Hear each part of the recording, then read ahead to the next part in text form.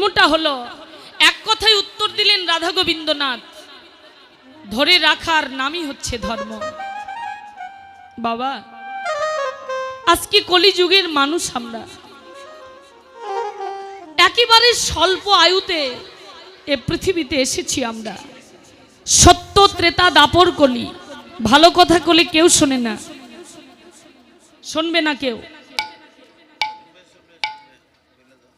পরে যদি অমঙ্গল হয় যে কোনো বিষয়ে, সংসার কিংবা পতি কিংবা সন্তান, তাহলে আমরা ভাগ্যের দোষ দিই। হাই ঠাকুর, হাই ভগবান, ভাগ্যে লেখা ছিল আমার পুত্রটিকে কেড়ে নিলে, আমার পতিটিকে কেড়ে নিলে,